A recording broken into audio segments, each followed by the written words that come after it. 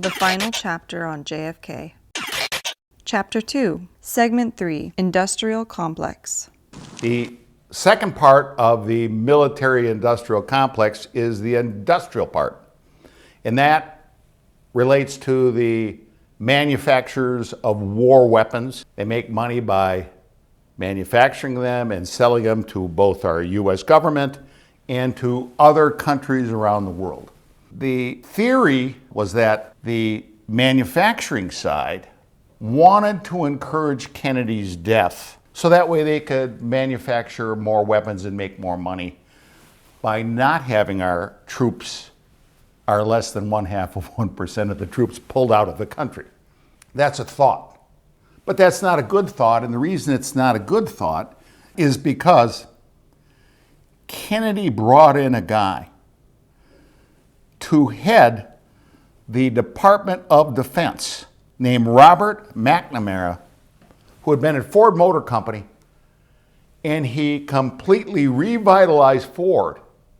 And Kennedy brought him in, and he actually pulled him away to revitalize our military.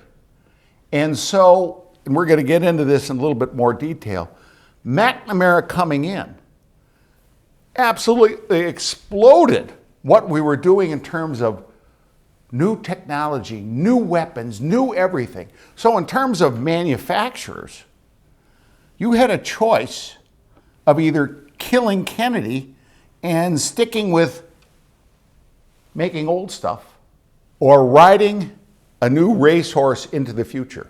And unless you made military horse saddles or cannons that were drawn by mules, you would jump on board with what Robert McNamara was doing. When you look at the military-industrial manufacturers, the question comes up just like we had with the military. Who?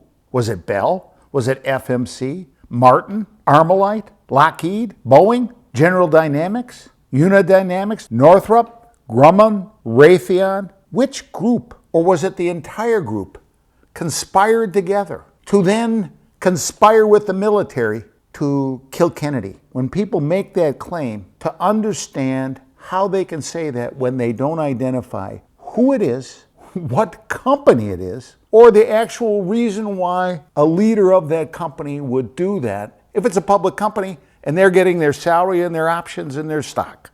But with that said, let's go on and let's really look as to whether anyone that was manufacturing military hardware for the United States or in the United States would want to kill Kennedy in 1963. And with that, let's start with Robert McNamara. When McNamara took office, he created a two-prong approach to a new military. The first approach was MAD, Mutual Assured Destruction. And what he did there was he made sure that the Soviets knew that we had enough military weapons and effective military weapons that if we ever got into a nuclear conflict with them, both the Soviet Union and the United States would be wiped out.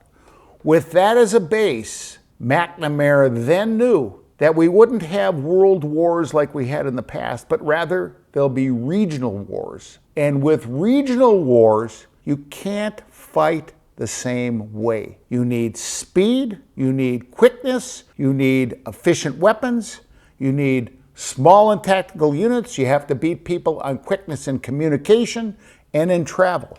And that's what he set out to do when he took over the military in the second phase of his service. He started, in terms of the military, changing and modernizing everything from the smallest item, a firearm, such as the AR-15, which became useful then and actually turned into the M16 and has been used throughout the world since then. And he then went up to all different types of equipment, armored Renaissance cars, light armored recovery vehicles, gunship helicopters, Renaissance helicopters, experimental research helicopters, armored scout helicopters, twin rotor helicopters, new types of jets, integrated command posts. In addition to that, he developed 5 classes of Polaris nuclear submarines. He actually developed a 2 nuclear reactor submarine, and the first nuclear-powered aircraft carrier. He also created fast attack submarines. Robert McNamara was a visionary, and people knew this. He spoke